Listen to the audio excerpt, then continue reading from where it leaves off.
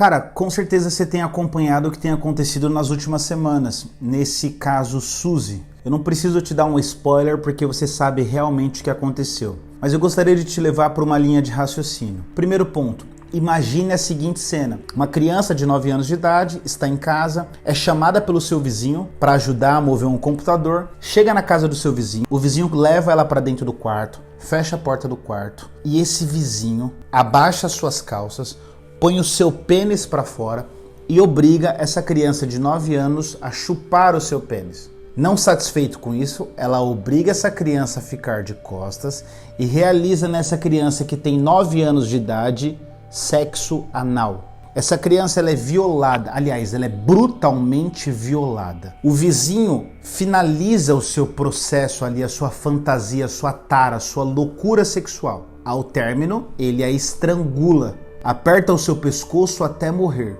Cobre o seu corpo com lençol e o deixa ali por 2 dias. A família fica desesperadamente à procura da criança. São 2 dias de tortura. É impressionante porque eu já vi pais perderem os seus filhos por 2 minutos dentro de uma loja de brinquedos e ficarem desesperados. Imaginem 2 dias. Ok, a polícia encontra e identifica o que aconteceu. A primeira pergunta que eu quero fazer para você, tem perdão para um tipo de gente que realiza algo dessa natureza? É possível haver perdão para uma monstruosidade dessa? O grande ponto é a gente analisar primeiro a narrativa. O que é narrativa? É os fatos que eu exponho para você, é como eu narro aquilo para você. E quando a gente usa a palavra narrativa, é justamente aquilo que eu quero que você pense sobre o que eu narrei. Aquilo que eu quero que você interprete sobre o que eu narrei. Isso é narrativa. A Globo ela é mestre nisso. A Globo não é uma empresa que nasceu ontem. A Globo não é uma empresa que surgiu da noite pro dia. A Globo é mestre nisso. A Globo já elegeu o presidente, já derrubou o presidente.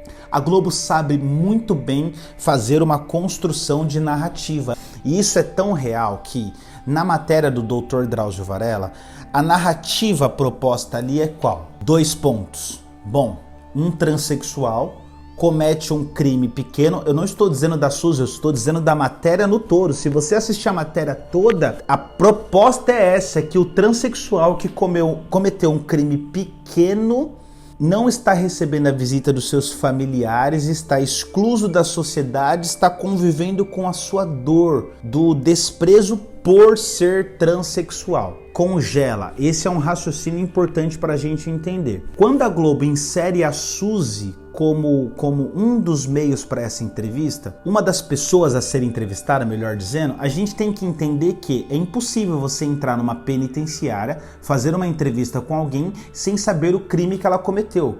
A Globo, obviamente, tinha consciência do crime que ela cometeu. Então a Globo, ela jogou uma isca para a sociedade. Porque a Globo, sabendo do crime que a Suzy cometeu, não menciona isso na entrevista. E isso fica claro quando o advogado da Suzy emite um comunicado. Ele diz que a Suzy, em momento algum, foi questionada sobre o crime que ela cometeu. Então a Globo, ela faz isso consciente. Ela joga isso na mídia e ela sabe que haverão meios de comunicação que vão atrás, vão rastrear essa informação. E ao rastrear, vai identificar que Suzy fez o que fez com uma criança. E isso geraria o que gerou na internet. E qual o interesse da Globo? É aquele interesse do poema do funk, que é falem bem ou falem mal, mas falem de mim. Porque a Globo, ela gradativamente tem perdido espaço na mídia, então ela quer de alguma forma recuperar. Você vê o apelo que ela fez. A Globo ela fez um apelo tão intenso que, se você olhar agora o atual Big Brother ou o zoológico virtual, entenda-me bem a aplicação da palavra zoológico, a gente sabe que são seres humanos, mas eu quero trazer essa hipérbole aqui só para você entender o que eu quero dizer. Nós colocamos pessoas dentro de uma casa, colocamos câmeras e essas pessoas são youtubers, são pessoas que têm uma influência digital, aonde a Globo está buscando presença, já que ela perdeu a presença na casa do brasileiro, e a gente fica assistindo e discutindo sobre o que essas pessoas fazem. É assustador. Mas tudo bem. O caso Suzy, a narrativa prossegue. E a Globo consegue alcançar milimetricamente o que ela queria. O fator aí não é o abraço. Eu não consigo fazer um juízo de valor se o Dr. Drauzio Varela sabia ou não sabia. Eu interpreto ele como um homem íntegro, não tenho nada a dizer sobre ele, mas é no mínimo, e respeito, aliás, e respeito o posicionamento dele. Eu consigo respeitar, não consigo concordar, mas é no mínimo assustador. E aí tem um parênteses importante. Existe uma agenda, sim, mundial, que ela tem como interesse fazer com que a gente interprete a pedofilia como algo natural. Eu não estou dizendo que a proposta ali foi validar o estupro, não é sobre isso.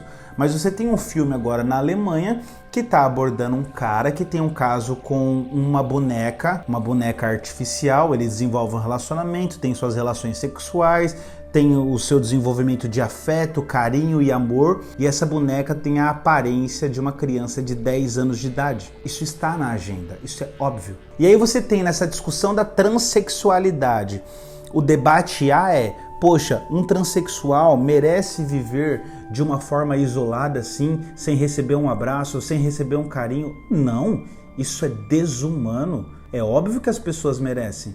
E a gente tem até um registro na Bíblia que eu acho esplêndido. Ele retrata muito bem o momento do Drauzio Varela com a Suzy, que é o momento de Jesus com a mulher do fluxo de sangue. Ela está há 12 anos vivendo uma doença, ela está exclusa da sociedade, ela é considerada imunda, ela não sabe o que é o toque de um marido, ela não sabe o que é um toque de amigo, ela não sabe o que é jantar na casa de alguém, tomando um vinho, trocando uma ideia, ela não sabe o que é isso. E ela toca em Jesus.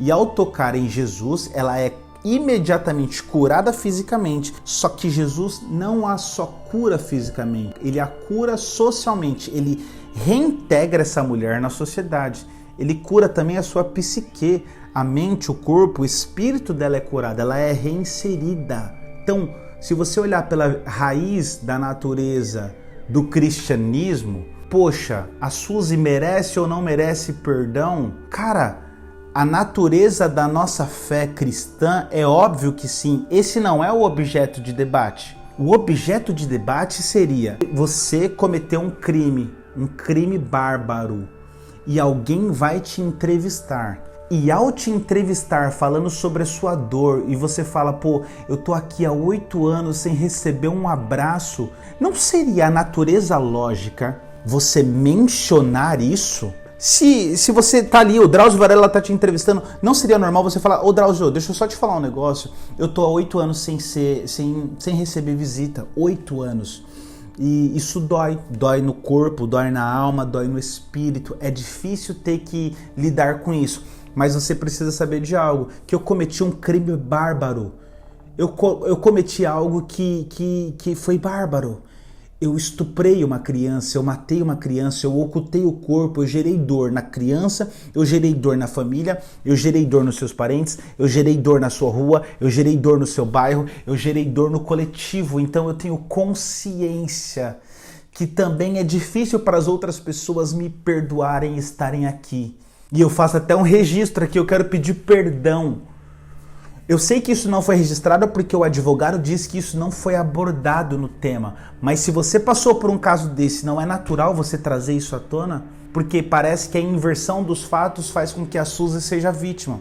E ela é tão vítima que 5 dias depois ela recebe cartas de solidariedade, recebe 2 bíblias, recebe livro, recebe carinho, recebe uma vaquinha virtual que gerou R$8.000, somos todos Suzy. Uma professora, ela mobilizou seus alunos na escola, crianças, para mandarem cartas para Suzy. O ponto importante saber é que a Suzy também, de acordo com a sua tia, ela já tinha no seu histórico casos de abuso sobre um sobrinho de 4 ou 5 anos, abuso quando ela trabalhava numa padaria de uma criança de 3 anos e os pais dessa criança queriam matá-lo. Então ela já tinha algumas raízes que vinham se apresentando em sinais. A discussão não é sobre se ela merece ou não merece perdão. O perdão é óbvio que ele está disponível para o ser humano. Eu seria ilógico e irracional em dizer que não. Eu tenho 2 sobrinhas, uma de 12 e uma de 7. Eu não sei o que é essa dor. Eu não sei. Eu sei que há uma diretriz do Evangelho dizendo que eu tenho que perdoar. Poxa vida! E nós temos que fazer esse esforço. A pergunta também a se fazer é possível perdoar quem não produziu arrependimento? É possível? É possível Deus bater na porta do coração do ser humano e o ser humano não produzir um arrependimento? É possível ele não se sentir arrependido e ele falar, mano, eu não me arrependo de nada do que eu fiz. Você já ouviu essa frase? O objetivo é que nós não mudemos o foco, o objeto de discussão. O objeto de discussão, e eu vi muita gente emitindo juízo sobre o cristão isso ou o cristão aquilo. Jesus está sempre do lado de A, Jesus está do lado de B. Jesus está do lado da humanidade. Jesus está do lado dos que sofrem. Jesus está do lado daqueles que estão doentes. Eu não vim para os que são sãos. Eu vim para aqueles que estão doentes. Então nós precisamos ter a perspectiva correta das coisas. Eu vi que a internet se mobilizou e gerou uma vaquinha que rendeu mais de 150 mil reais para a mãe da vítima. Porque o incrível é você imaginar a mãe da vítima sentada na sala, vendo a cena, vendo a Suzy, aquela que fez o que fez. Vale o registro que na carta do advogado a Suzy falou assim, é pela primeira vez que eu tenho a oportunidade de pedir perdão. Eu não tenho propriedade, eu não tenho condição de emitir um juízo sobre isso. Não tenho. Porque se ela está pedindo perdão através de uma carta, o que nos resta é crer nisso, é acreditar e lutar e orar pela vida dela e orar para que o Espírito console a mãe e que dê força para Suzy vencer essa dor que pode esmagá-la. Porque se ela encontrou perdão, se ela está pedindo perdão de fato, as Escrituras ela nos traz garantias incríveis para aqueles que buscam o perdão. Eles encontram misericórdia. Esse é o meu registro sobre o caso Suzy. Deus abençoe.